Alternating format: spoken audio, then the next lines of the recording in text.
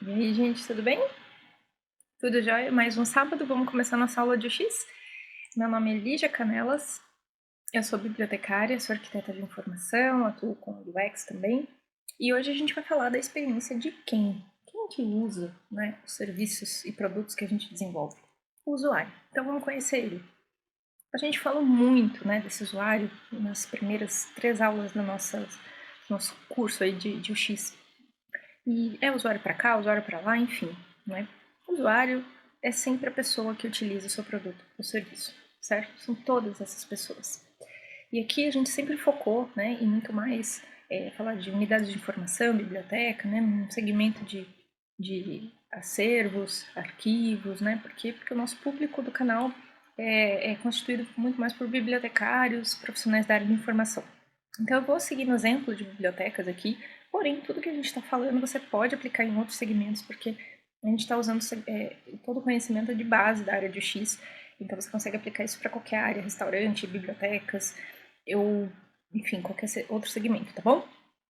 Então vamos lá, vamos ver quem que usa o nosso serviço, o nosso produto, quem que usa a sua biblioteca, né? Então, meu caro amigo bibliotecária, minha cara amiga bibliotecária, meu caro amigo bibliotecário, você tem aí alunos, professores, ou você tem um arquivo com vários profissionais e colaboradores da empresa que utilizam esse arquivo, ou você tem vários usuários do site, da plataforma, do produto que você desenvolve.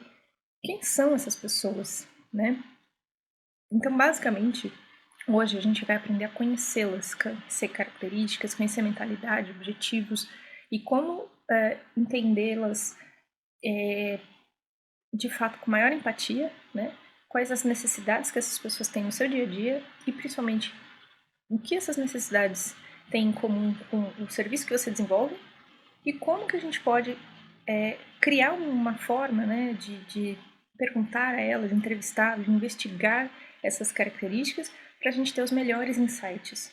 E esses melhores insights, ideias e dados, enfim, que a gente vai coletar, vão garantir muito mais o sucesso de um serviço que a gente vai criar, né? Como a gente está falando mais de biblioteca, a gente fala muito mais de serviço, né, do que produto. Então, vamos lá, a pessoa usuária é essa pessoa que usa o serviço, que usa o produto, né? E o UX designer, ele acaba precisando investigar esse usuário. Então, quando ele vai projetar, né, uma experiência, ele precisa entender para quem ele está fazendo isso, né? Quem são essas pessoas. E ele não é profeta, ele não pode trabalhar em cima de uma bola de cristal, achar coisas, pressupor coisas sobre o usuário. Ele precisa, de fato, investigar, né, pesquisar essas pessoas e o que levam elas a agir de determinadas formas ou a ter determinados comportamentos em relação àquele assunto, né, que seria o segmento do produto, do serviço, ou em relação ao próprio serviço e produto. Né? Então, se é algo que já existe ou que vai ser implementado. E aí, depois dessa investigação, desses insights, é que ele consegue propor as melhorias necessárias, propor mudanças para esse serviço, esse produto. Aqui, quem está falando isso é o Fabrício Teixeira, que ele é UX designer e escreveu um livro que eu já indiquei para vocês nas primeiras aulas de introdução e boas práticas de UX design. Ideias, né? Ideias a gente tem várias. Então a gente chega lá na biblioteca e fala, puxa, eu podia criar aqui um espaço de convivência, eu podia quebrar essa parede, ampliar esse acervo, eu podia trazer palestrantes para fazer eventos nessa biblioteca, eu podia, nossa, acho que a gente tem que ter um aplicativo, um blog e tal. Ideias a gente tem várias, mas será que essa pessoa usuária da biblioteca precisa dessas ideias, desse aplicativo, desse espaço, desse acervo ampliado? Ah, mas é claro, quem que não quer um aplicativo, facilita a vida? Quem que não quer um espaço de convivência divertido? Mas quem que não quer chegar na biblioteca e ver uma cor mais bonita na parede? Mas quem que não quer um acervo mais amplo? A gente está pressupondo coisas nesse momento, em que a gente, né, tem uma ideia e fala, puxa, acho que vai ser legal.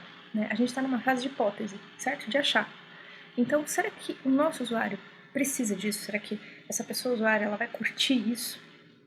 E aí deixa eu aproveitar e fazer um adendo aqui, tá, gente? A gente sempre fala usuário ou usuário pra lá e pra cá, né? O termo experiência do usuário e tal. E usuário sempre no masculino, né? Então eu vou fazer uma rápida observação aqui. Dentro da área de X, a gente estuda toda a comunicação que a gente tem com o usuário, de fato, né? Comunicação por escrito, texto e a comunicação mesmo que a gente fala, né? verbalmente. E aí a gente estuda uma forma de melhorar essa experiência do usuário, ser mais inclusivo de todas as formas, e a gente neutraliza o máximo possível as demarcações de gênero. Então é muito comum na nossa língua portuguesa, eu não vou entrar no mérito da questão de quando ela foi criada, enfim, né, como ela se desenvolveu ao longo das décadas aí, mas ela trouxe aí uma demarcação de gênero sempre masculino, né? A gente fala o ser humano, o homem como sinônimo de ser humano, várias demarcações diversas que a gente sempre coloca a palavra no masculino, né? O usuário, por exemplo, né?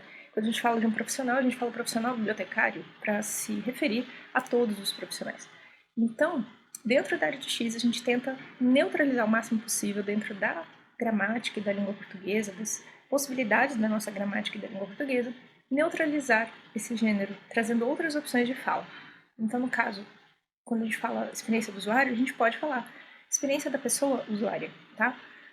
Ou qualquer outra alternativa que seja semelhante e que não confunda mais o usuário do que ajude, claro. Então, vamos lá. Então, antes de você pegar aquela ideia incrível, né, que você teve e implementar e investir recurso e tempo, mobilizar mundos e fundos, você precisa pesquisar as pessoas para quem você vai fazer isso. Quem de fato vai usar esse espaço? Quem de fato vai se beneficiar, né? E quem são essas pessoas? São aquelas que vão utilizar.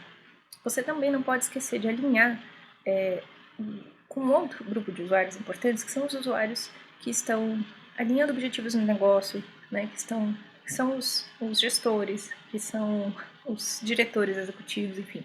Os objetivos da biblioteca, como missão, instituição, né? E, sei lá, se é uma empresa que gera lucro, né? Se está dentro de uma empresa esse acervo, né? Essa biblioteca, esse arquivo, de uma empresa que visa lucro, que tem objetivos, uma missão ali. Então, você tem que alinhar os valores deles, né? Dessa instituição como um todo, os valores de negócio, com tudo que você está fazendo, né? Não é uma coisa à parte. Mas você não pode deixar o usuário de lado, o que acontece geralmente é o contrário. A gente alinha muito, né, com objetivos de negócio, aqueles tomadores de decisão acima de nós acabam pensando muito, né, naquela parte, pressupondo que o usuário vai gostar, que não vai, porque tem pesquisa de mercado, porque outras bibliotecas fazem assim assado. Então, eles pressupõem muitas coisas, né, e acabam alinhando as estratégias a partir desse caminho e esquecem de fazer uma entrevista, de fazer uma pesquisa aprofundada com quem de fato vai usar aquilo que vai ser desenvolvido e coletar os insights que vão garantir com certeza maior sucesso na forma como aquele serviço vai ser utilizado, vai ser divulgado, enfim. E aí, cabe a nós, que vamos entender melhor sobre isso, argumentar com essas pessoas também, né? Então, nós não podemos olhar só para o usuário e esquecer também dos objetivos do negócio ou alinhar com a estratégia da instituição, tá? Por que é importante conhecer a pessoa que usa, tá? Por que a gente fala tanto disso? E é uma coisa meio base, assim, não dá para projetar nada de experiência se você não conhecer o usuário. Não dá para você criar produto nem serviço nenhum, tá? Sem conhecer para quem você está fazendo. Eu vou dar alguns exemplos para vocês terem basicamente a ideia do que eu estou falando. Por que é tão importante isso?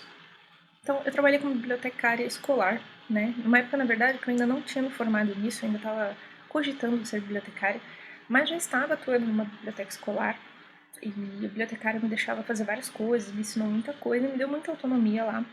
E eu acho que ele sentiu que ia dar pé, né? Então ele já me ensinou bastante coisa, me deixou tomar conta da biblioteca, propor coisas novas, enfim. E dentro dessa autonomia ali, né, eu acabei tendo um contato muito grande com os alunos. Então, sendo biblioteca escolar, a gente tinha alunos desde o jardim da infância até o ensino médio. E aí, nessa biblioteca escolar, a gente tinha um acervo mais ou menos de 5.000 livros e eu passava o dia todo lá, né? Sozinha praticamente, né? A gente ficava muitas horas lá, sozinha. Eu comecei a observar os alunos, né? Que eles vinham, alguns grupos específicos de alunos, e se interessavam muito por livros de animais e dinossauros. Não sei se na escola eles estavam trabalhando isso de alguma forma, em algum momento, porque a gente não tinha muito contato com os professores, o que não deveria acontecer, mas acontece em muitas bibliotecas escolares. E aí, um outro grupo de alunas vinha atrás de alguns livros de fábulas, contos de fada, princesas, tinha uma coleção muito bonitinha lá de princesas e tal. E eu comecei a notar um padrão, assim, e o outro grupo vinha especificamente para um outro grupo de assuntos. E aí o nosso acervo estava classificado por CDD, né? Que é uma classificação mais técnica, que ajuda, obviamente, a padronizar o acervo, organizar o acervo. Mas quem entende desse código de classificação, né, que é um código numérico que vai na etiqueta do livro e ajuda a gente a guardar na estante, tá? É o bibliotecário. Quem estudou de 3 a 4 anos para trabalhar com esse sistema. Ele é muito importante, principalmente para a gente colocar isso de uma forma sistematizada. Porém, para o usuário final, né, o aluno, o estudante, o professor, o funcionário da empresa, enfim, CDD, né, esse sistema CDD não quer dizer nada. Esses códigos de classificação para ele, um código de número no livro não quer dizer nada. Pelo contrário, só confunde, né? E eu comecei a perceber que quando eles vinham, esses grupos de alunos, eles perguntavam dos livros, né? Tinha um menininho, sempre ele vinha, muito fofo, e falava, eu quero um livro de dinossauro, mas sempre ele pedia esse livro de dinossauro. E vários vinham pedindo livros de animais e tal. E eu comecei a perceber, então, que quando eu tinha que ir lá na estante buscar vários livros, eles estavam um pouquinho afastados. Porque cada um era de uma coleção, de um autor diferente, às vezes trazia mais de matemática, enfim. Então, por lógica, eles não ficavam todos juntinhos, né? E aí demorava um tempo para pegar, e criação se contenta com um, né? Porque ele é um livro super rápido, são livros curtinhos. Eu tinha que pegar vários, e aí tinha esse tempo de atender, né? E eu sozinha na biblioteca. Então, eu pensei em duas coisas. Uma, fornecer maior autonomia para esses alunos, para eles se encontrarem dentro do acervo. E dois, agilizar o meu tempo de atendimento. O que eu fiz? Juntei todos os livros sobre animais, dinossauros, aventuras, enfim, florestas, coisas meio semelhantes ali, e coloquei de uma determinada cor, né, numa caixa de uma determinada cor, com umas etiquetas da mesma cor, e coloquei num cantinho. Fiz a mesma coisa com outros assuntos de fábulas, contos de fada, e coloquei numa outra cor, num outro cantinho. E assim fui fazendo com alguns assuntos. E aí, quando os alunos vieram, né, da próxima vez, eu já mostrei para eles qual era o cantinho daquele tema. E eles começaram a ir direto já depois. E começaram a transitar pelos assuntos, pelos temas, e a precisar menos de mim para procurar algumas obras, né. Algumas, é claro, né, quanto mais velho o aluno, mais ele vinha, porque aí são assuntos mais específicos para algum trabalho, pesquisa. Mas os mais novinhos estavam se encontrando muito bem ali. Intuitivamente, eu fiz algo bem interessante, sem ter estudado nada ainda, mas porque eu me baseei numa observação e tentei focar na necessidade daqueles usuários, mas eu também alinhei com a necessidade de agilizar o atendimento, o que é bom para eles também, né? Não só para mim, mas era bom para eles também. E por isso, observando necessidade, comportamento do próprio usuário da biblioteca, eu consegui desenvolver uma pequenina solução que facilitou bastante uma parte dessa experiência com a biblioteca. E eles passaram a ficar mais tempo lá, né? Porque se eu demorasse muito para atender, geralmente eles cansavam, né? A criança dispersa muito rápido. Então, se eu demorasse, eles acabavam indo embora e... Ou, sei lá, eles tinham vontade de andar no acervo e procurar por eles mesmos, mas eles ficavam confusos, né? Então, a biblioteca precisava ter um foco especial. Um outro exemplo é quando a gente vai organizar a biblioteca pessoal de alguém, né? Não só a nossa, mas a biblioteca de outra pessoa. Então a gente vai trabalhar como consultor organizando o acervo de outra pessoa. E aí a gente traz todo o nosso conhecimento técnico, né? Nosso diploma de bibliotecário, eu sei classificar em vários códigos super legais, a CDD, classificação decimal, CDU, classificação universal e tal. São vários códigos de números e letras. A gente fica tempão estudando, é muito difícil, mas eu sei fazer, vou fazer um acervo lindo para o meu usuário, colocar as etiquetas com código, tudo lindo. Aí a gente termina de fazer e o usuário não sabe usar. E a gente vai fazer o quê? Dá treinamento. Mas aí você quer treinar o cara em uma semana, ou menos, né? Em algumas horas, o que você levou 3 anos para aprender. Né? E ele não vai entender por que tem aqueles códigos, por que aquele número maldito está naquela etiqueta, por que meu Deus, por que meu Deus. E aí ele não vai utilizar, ele não vai conseguir se achar. Ele vai começar a guardar os livros todos fora da ordem. Normal, gente. É normal. Porque se você observar, o usuário que não é bibliotecário, ele não tem o menor interesse em CDD, CDU. Para ele, aquele código, ele não quer dizer nada. O que ele precisa? Ele precisa achar o livro. Ele precisa entender quais são os assuntos na estante. Ele precisa encontrar rapidamente, certo? Certo. Então, o que eu comecei a fazer junto numa das consultorias que eu fiz? A gente começou a organizar por cor, né? E que é algo extremamente criticado, ou era, antes de se pensar mais no usuário, a gente pensava muito no acervo, pouco no usuário, né? era muito criticado porque saber infantilizar a biblioteca, jogar fora todo o conhecimento técnico, né? Não tem nada a ver com isso. Né? A gente está ali pelo usuário. Né? A gente organiza o acervo para o usuário utilizar. Então, essa inversão ela precisa acontecer porque é a ordem correta dos fatos. Né? Então, coloquei por cor, utilizei etiquetas coloridas. Né? Então, os funcionários dessa biblioteca que eu montei era uma biblioteca não pessoal, mas ela era de uma escola bem pequenininha, com poucas pessoas, né? E pequenininha não desprezando a escola, tá, gente? É uma escola fisicamente pequena, um acervo menor, né? De poucos volumes, então poucas pessoas usando. E depois que eu terminei essa consultoria, eu ia embora, então eles tinham que conseguir organizar. Então, colocando as etiquetas coloridas e os assuntos bem grandes e coloridos, eles conseguiram identificar rapidamente se um livro estava fora do assunto, porque estava fora da cor, né? E identificava rapidamente também para qual direção da estante eles iriam, encontrar os assuntos. E como era um acervo pequeno, mesmo que ficasse um pouco fora da ordem do CDD, não tinha problema nenhum, porque para eles queriam que estivesse dentro daquele bloco de assunto. Né? E aí, para informatizar o sistema e deixar tudo em ordem, né, uma pessoa que entende mais da parte técnica, sim, tinha o CDD lá. Então, de vez em quando eu ia lá para colocar mais livros e alimentar o sistema. Isso resolveu a vida deles, né? E o meu treinamento foi super rápido, tá? Por quê? Porque eles conseguiram entender como eles dariam conta depois de mim. Outro exemplo, e aí quem usa bibliotecas e faz pesquisa em bibliotecas online, né? Ou uma biblioteca física que tem um acervo,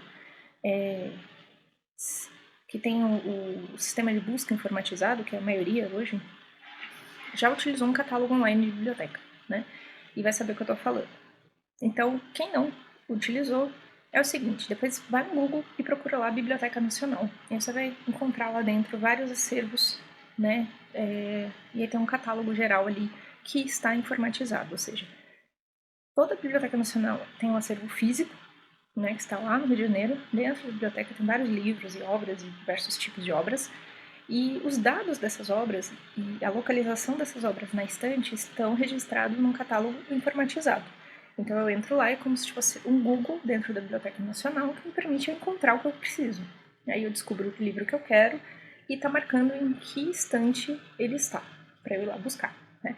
E aí, esses catálogos online, né, que são uma espécie de Google dentro das bibliotecas, eles têm uma interface para que o usuário final, que é o aluno, estudante, pesquisador, possa navegar e pesquisar os assuntos, pesquisar autores, pesquisar tipos de material, se ele precisa de um CD, se ele precisa de um disco de vinil, né? Tem vários objetos que são catalogados, se ele precisa de um mapa, de uma tese, de um livro, de um gibi, enfim.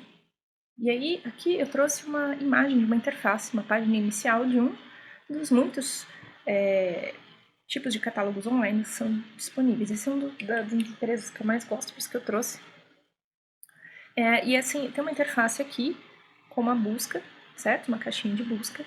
Então, o aluno, ele entra aqui e ele vai buscar por assunto ou por autor, né? Ele vai fazer uma pesquisa de um tema para um trabalho que ele está realizando.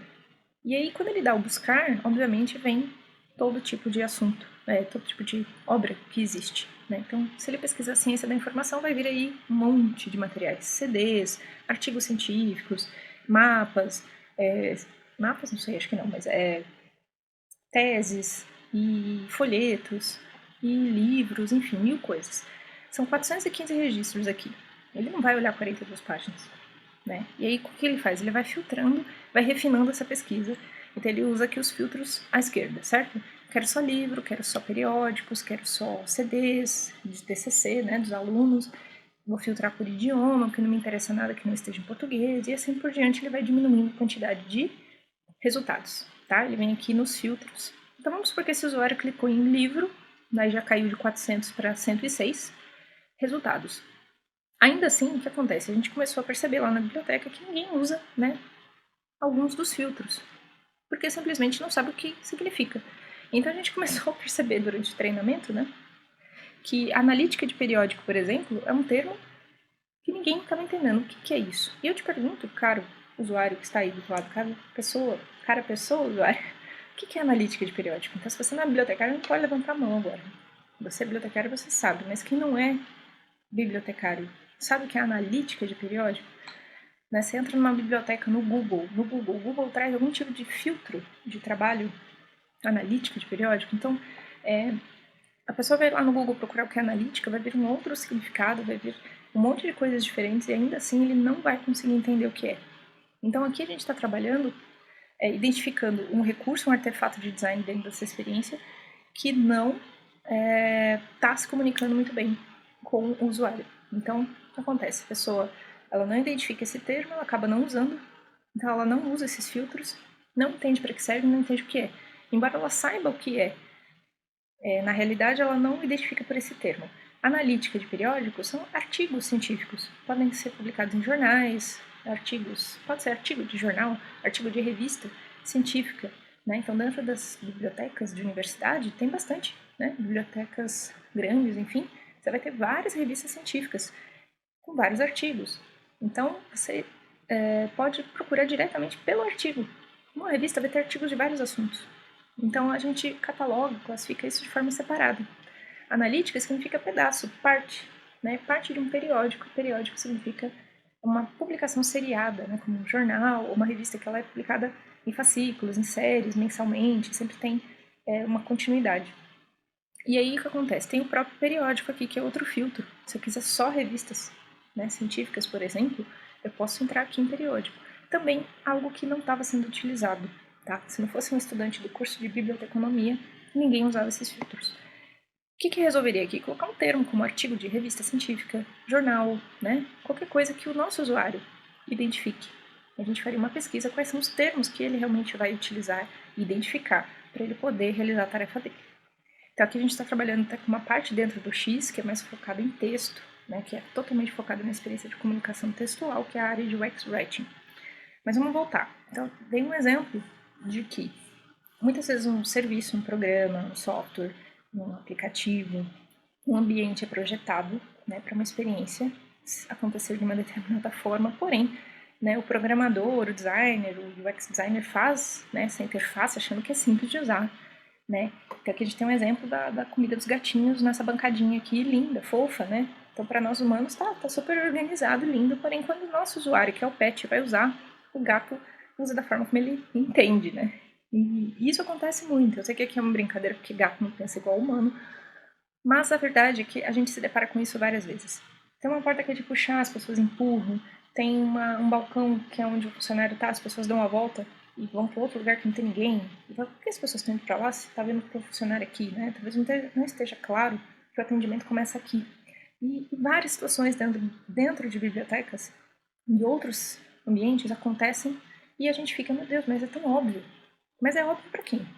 Para quem fez, para quem desenvolveu, para quem já está acostumado, para quem já está lá há anos e já errou várias vezes, mas o usuário que está chegando, para ele não é óbvio. E se não é óbvio para ele, tem alguma coisa errada. Então aqui tem uma brincadeira, um diagrama que mostra uma sequência dentro de um desenvolvimento de um produto, por exemplo. A gente tem aqui a ideia que o cliente explica, né? Então o cliente contrata lá uma empresa de UX, fala, vamos desenvolver aqui, uma empresa de software, sei lá, vamos desenvolver aqui um software para bibliotecas, assim, assim, assado. Eu estou precisando de um software que faça isso e aquilo, tá? Porque o nosso usuário é assim, assado. E aí o cliente explica que ele quer esse produto dessa forma aqui, ó. Tá, esse balanço com 3 degraus aqui. Quando o líder do projeto ouve, ele entende dessa forma. Já está diferente, né? Como um telefone sem fio já vai criando uma modificação da ideia original. Quando ele passa isso para a equipe, o analista projeta de uma outra maneira, né? Dá a solução que ele encontra para poder funcionar. E depois o programador constrói de uma outra forma, tá? Tá totalmente mudado já, diferente da ideia original. O consultor de negócio já descreve e vende como outra situação, né? Talvez o cara de negócio aqui até entendeu, mas ele dá aquela floreada, né? Coloca um conforto a mais que nem tem e tal. O projeto é documentado dessa forma, ou seja, a maioria das pessoas não documenta, né? Não registra como os projetos são realizados, lições aprendidas, enfim. Na hora de colocar funcionalidades, instalar funcionalidades, acontecem assim, né? O cliente foi cobrado para criar algo nesse nível, tá? Embora ele tenha explicado que ele queria assim, ele queria ter conseguido explicar que ele queria assim, né? Tal, mas ele, né, foi cobrado para criar algo assim, mas ele não conseguiu passar essa ideia. como foi mantido, ou seja, o projeto provavelmente foi cortado fora, não teve sucesso, não vingou, e tudo o que o cliente realmente queria, né, e precisava, eu costumo corrigir aqui, o que ele precisava, que talvez o usuário dele quisesse mesmo, era só um pneuzinho, né, amarrado aqui numa corda para ele poder brincar no balanço, né.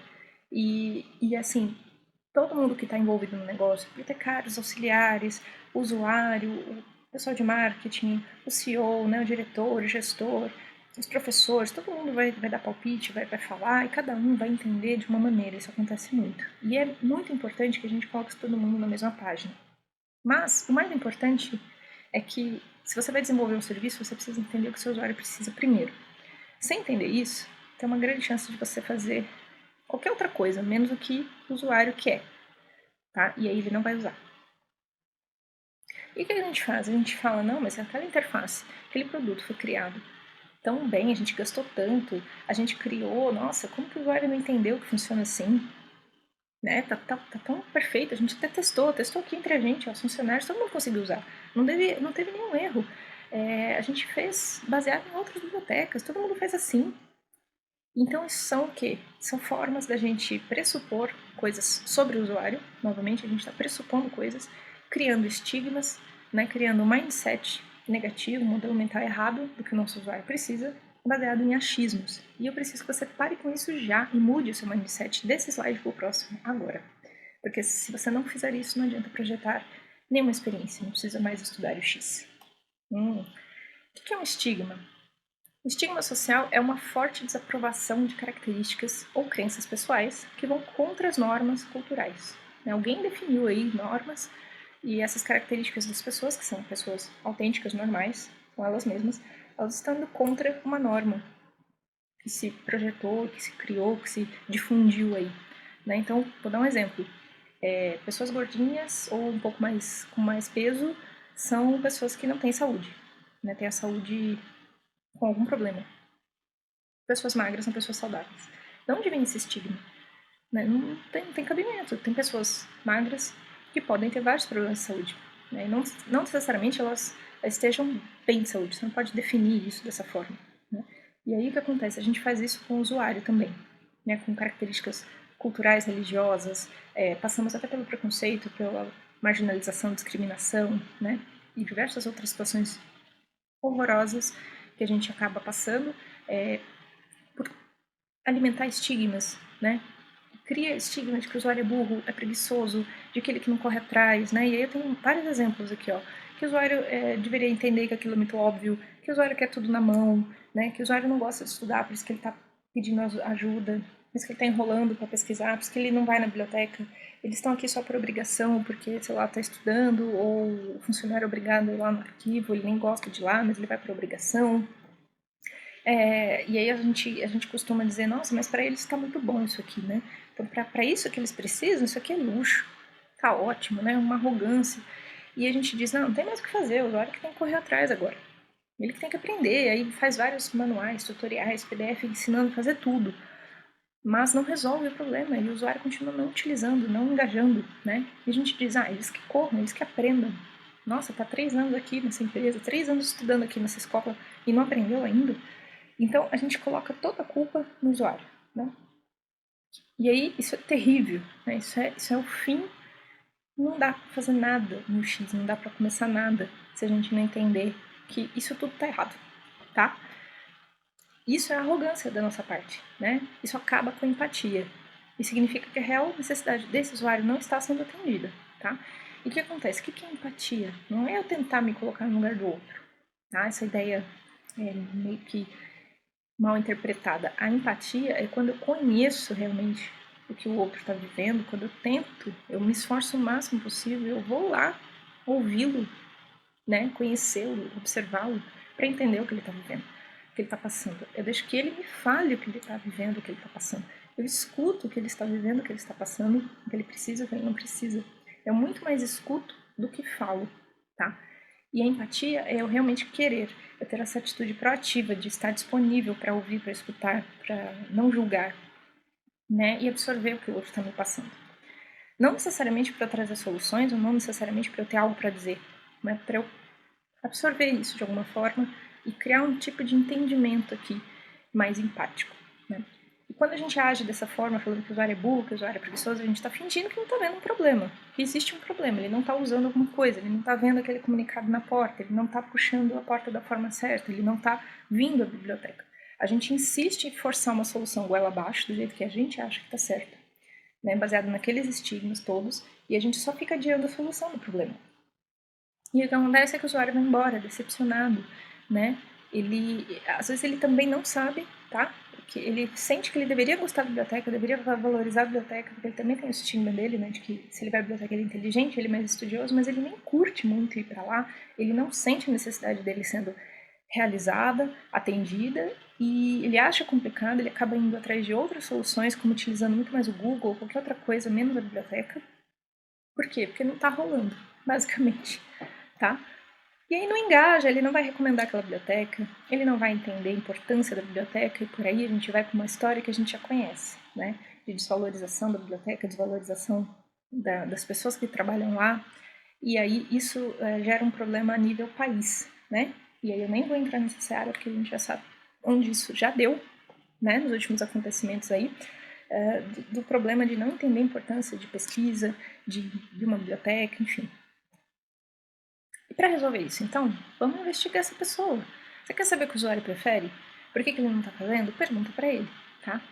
E a partir disso, a gente consegue criar uma espécie de persona, que é um personagem fictício que representa o nosso usuário. Porque se você tiver 5.000 pessoas trabalhando nessa empresa, que utilizam essa biblioteca, ou 2.000, ou 1.000, que seja, você não vai atender cada uma de uma forma, né? Mas você pode identificar padrões para criar um personagem que seja uma espécie de representação fictícia de quem é o seu usuário, tá? E você não precisa ter só uma persona, tá? Que é essa representação. Você pode ter até 5 personas, né? Por exemplo, uma persona que representa um público mais idoso, uma persona que representa um público com necessidades diferentes dos outros, para você poder atender todo mundo que você precisa.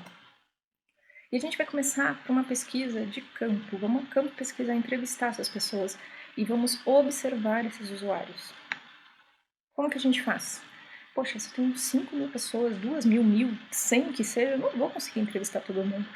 Né? É muita coisa. Eu não vou tabular todos esses dados, meu Deus. Calma. Entre 8 e 12 pessoas já é o suficiente. E não sou eu que estou dizendo, tá?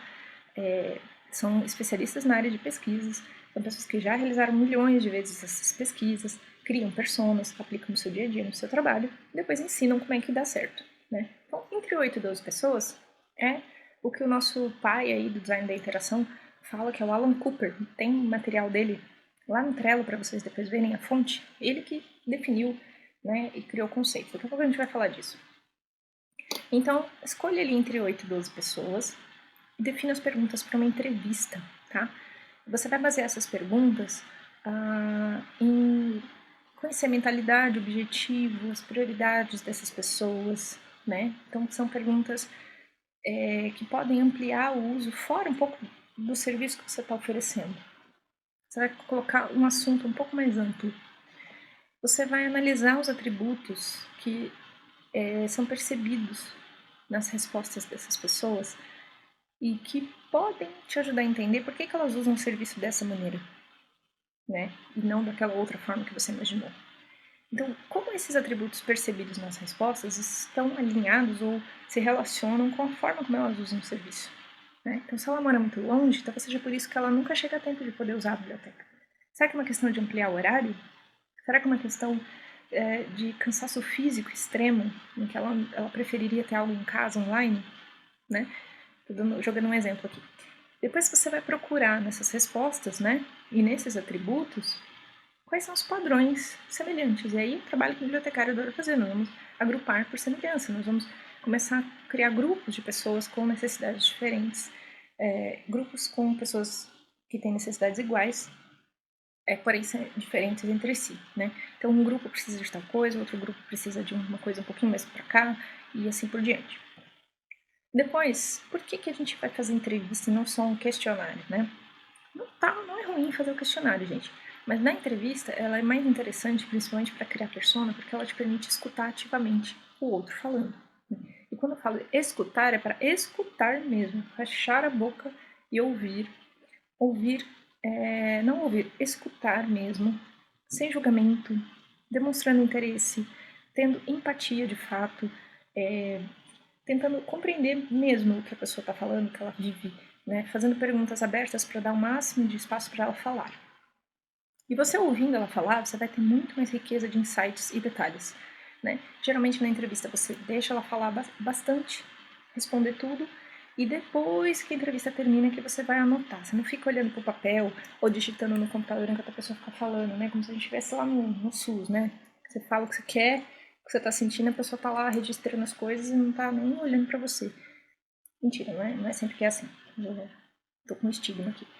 Deu um problema de estigma aqui. Mas o que eu tô falando é que a gente tem que olhar pra pessoa, né? Demonstrar interesse, ter empatia e escutar. Aí quando acaba a entrevista, você toma nota. Para isso, como que você faz? Pode gravar, né? Ou por áudio ou por vídeo, tendo autorização, claro, da pessoa, avisando que você está gravando, tá? Você também pode utilizar essas perguntas para um questionário. Porém, o questionário tem que ser mais curto, tá? Porque se é muito longo, as pessoas vão ter uma grande dificuldade, um tédio muito grande de responder, e você pode até, enfim, tem técnicas diferentes para você poder aplicar questionário ou entrevista e ter mais sucesso. E aí a gente pode fazer uma aula só de como criar questionários e como criar entrevistas e como criar outros tipos de pesquisa, porque para cada um tem técnicas diferentes. Mas a entrevista é o mais indicado, tá? Vamos de um exemplo prático de uma entrevista que eu fiz, e aí eu vou trazer como exemplo para vocês, cujo objetivo é conhecer pessoas que poderiam utilizar um novo serviço que seria implementado na biblioteca, como uma biblioteca virtual, tá? E aí o objetivo de fazer essa entrevista é conhecer essas pessoas que usam ou que poderão usar esse serviço, alinhar a estratégia do projeto da biblioteca virtual com as necessidades dessas pessoas, tá? E aí eu fiz um roteiro de entrevista que está lá no Trello, tá? Então para quem está vindo hoje a primeira vez, a gente tem um link do Trello, que eu vou deixar aqui na descrição do vídeo, e vocês podem consultar o material, né? Então todas as aulas têm dicas de livros, vídeos, artigos, ferramentas, enfim, que ficam lá para você acompanhar em cada uma das aulas. Esse roteiro de entrevista eu coloquei lá também. Então, vamos criar as perguntas de que forma? Então, esse roteiro foi feito utilizando perguntas mais abertas, tá? Você tem que sempre fugir do sim e do não. Fugir que a pessoa dê a resposta sim, não e termina por aí. Então, você gosta dessa biblioteca? Sim. Ah, sim. E faz o que com esse sim?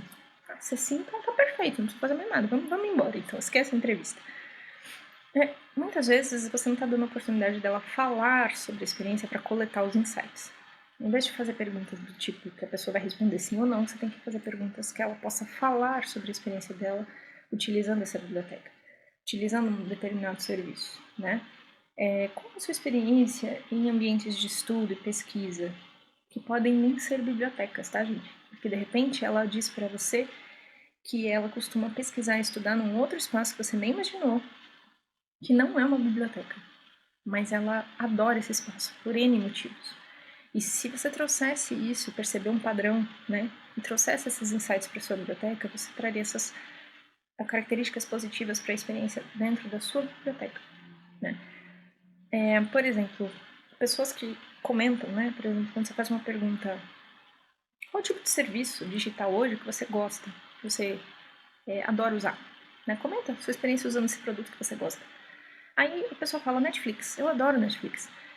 E eu falo, mas então comenta aí como é que é utilizar. Ah, é ótimo, porque é rápido, é fácil, eu consigo ver no celular, nunca trava, não me dá problema, nunca preciso assinar suporte, não é muito caro, e eu tenho uma facilidade para colocar nas minhas listas, eu navego muito simples, não tenho dúvida de como que eu uso, sabe? Então para mim é super tranquilo.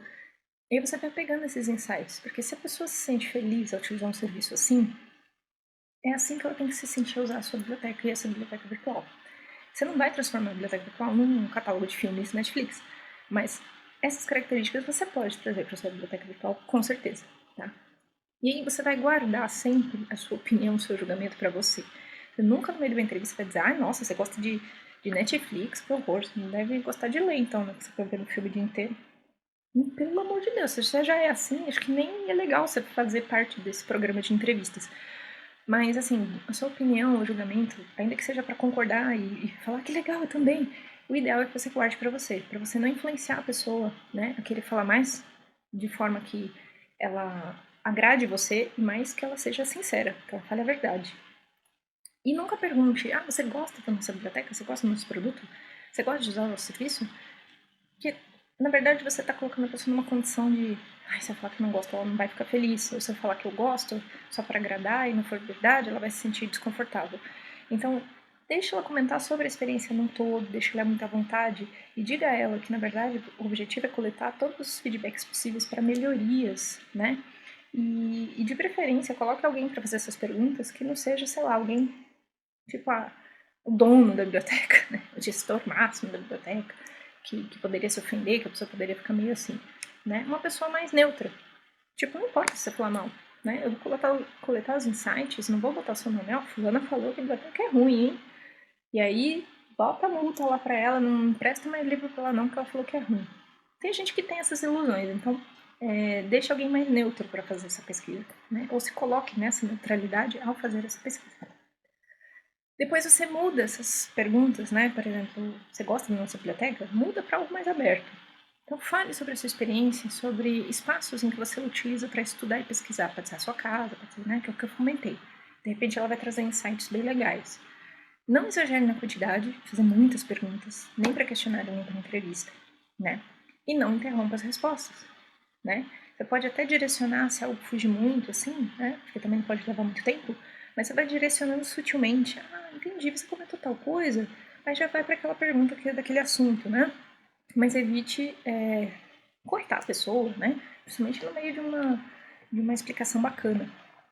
E aí tem 3 perguntinhas nesse livro aqui, Design Centrado no Usuário, que é um livro que eu já indiquei para vocês no começo das aulas do X,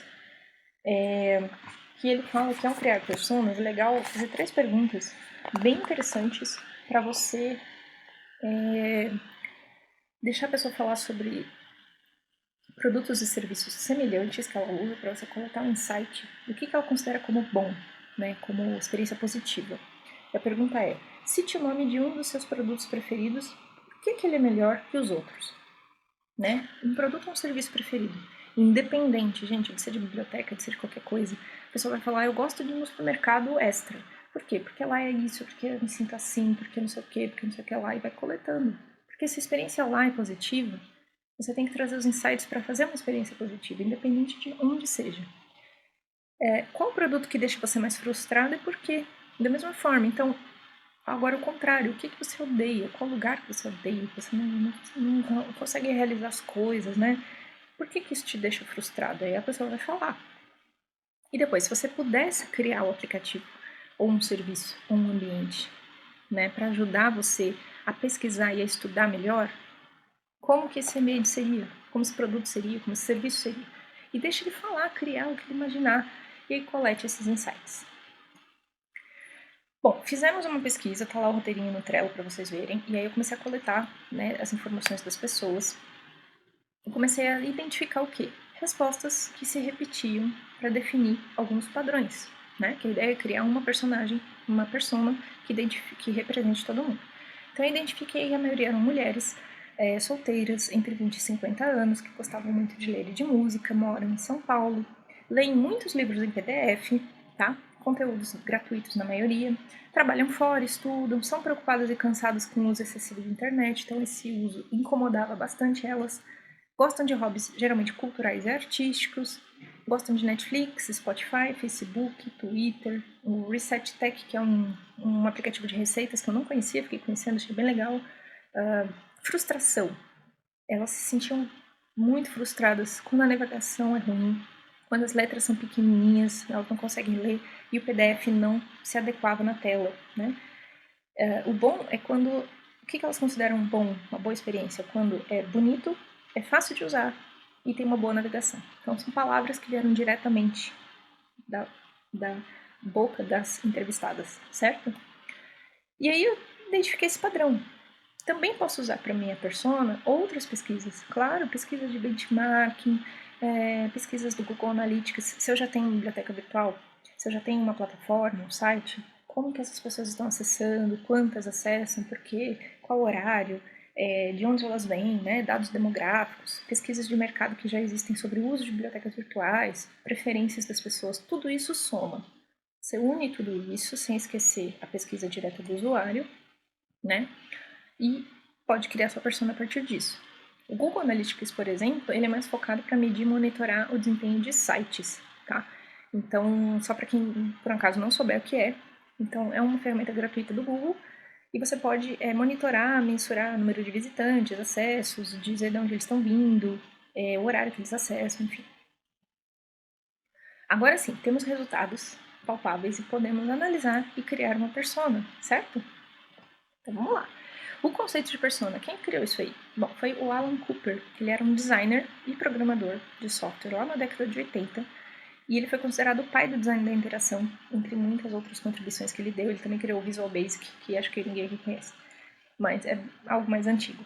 E um projeto para desenvolver, né, ele estava num projeto para desenvolver um software, e aí ele teve essa ideia, né, de entrevistar a gestora de projetos, Cat, que ia utilizar esse software que ele estava desenvolvendo, né? Então, ele começou a entrevistar a pessoa, perguntando como que era a rotina de trabalho dela, para ele entender o que ele precisava colocar, que funcionalidade ele precisava colocar ou não, como que precisava funcionar.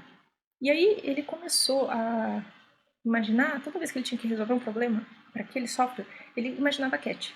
O que a Cat falaria? Como a Cat, né, o que ela me disse que ela precisava? Então, como seria o ideal para ela? Então, ele começou a colocar a Cat como uma representação, né, do usuário.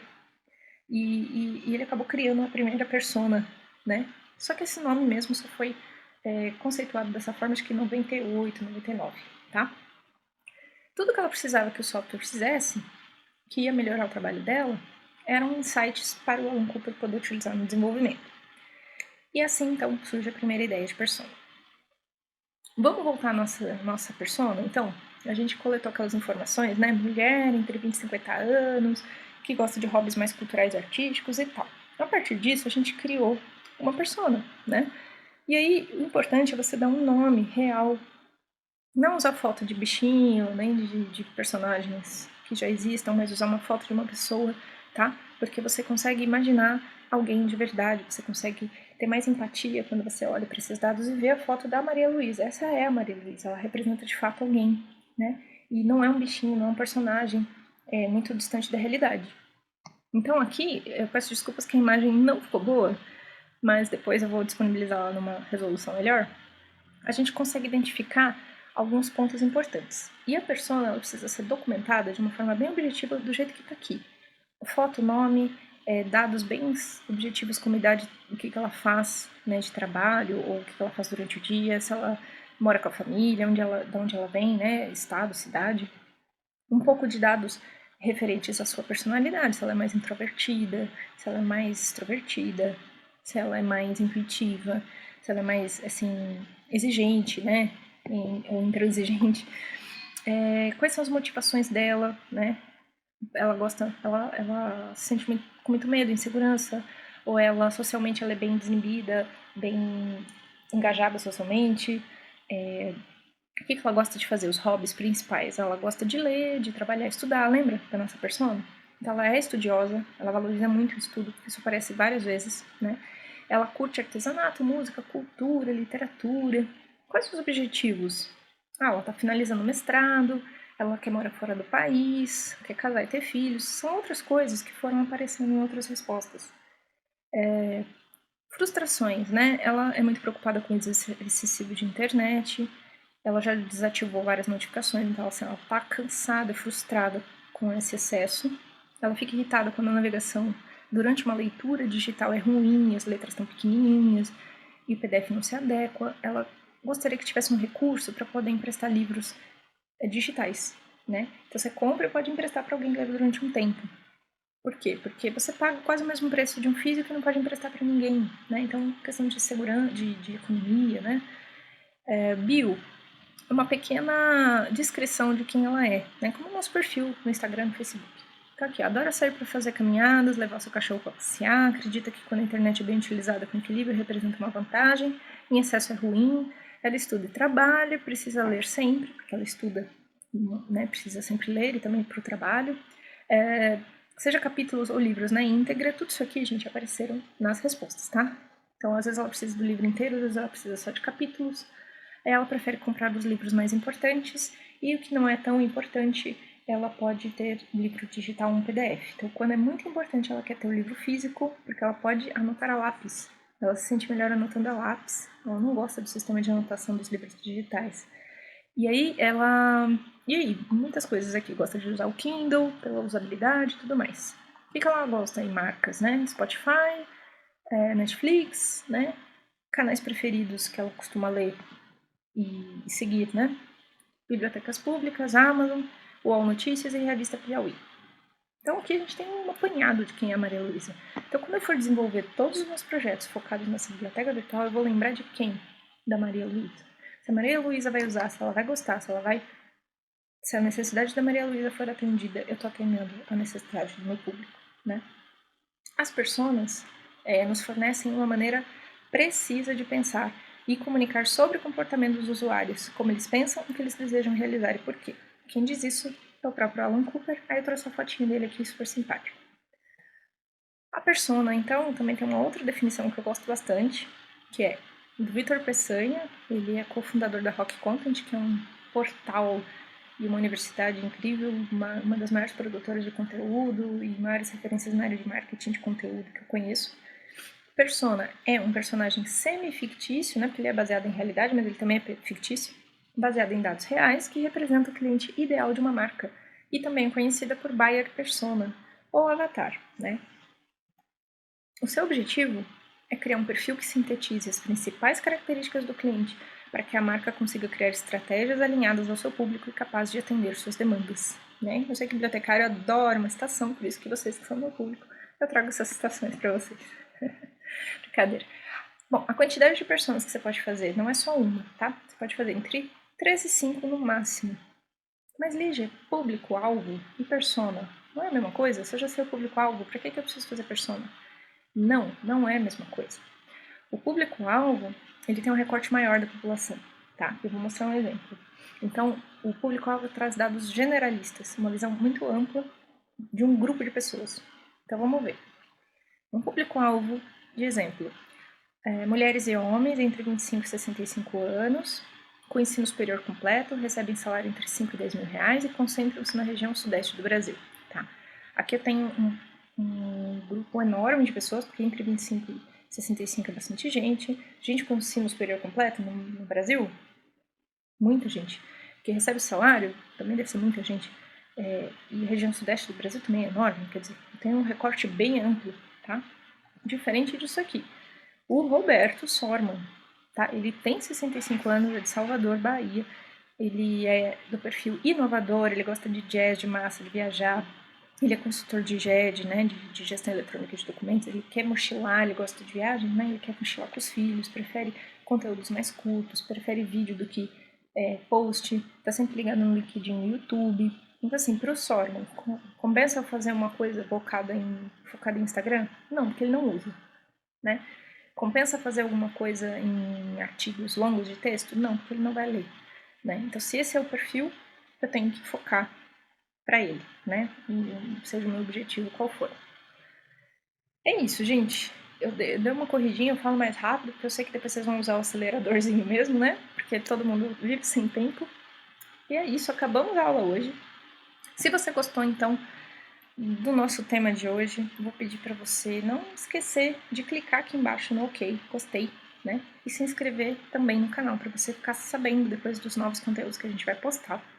Se você tiver qualquer pergunta sobre a aula de hoje, você pode mandar aqui nesse e-mail, bibliothinking@gmail.com, ou seguir a gente aqui no Instagram, @biblio_thinking, né? Bibliothinking. E aí você manda um direct pra gente com a sua dúvida, eu, no caso, vou responder para você, tá? E aí, esse conteúdo vai ficar aqui gravado para vocês. Compartilhem com quem vocês acham que vão gostar, com outros bibliotecários que poderiam, né, melhorar ali a experiência de usuário e estão, sei lá, batendo a cabeça para saber como fazer uma boa pesquisa.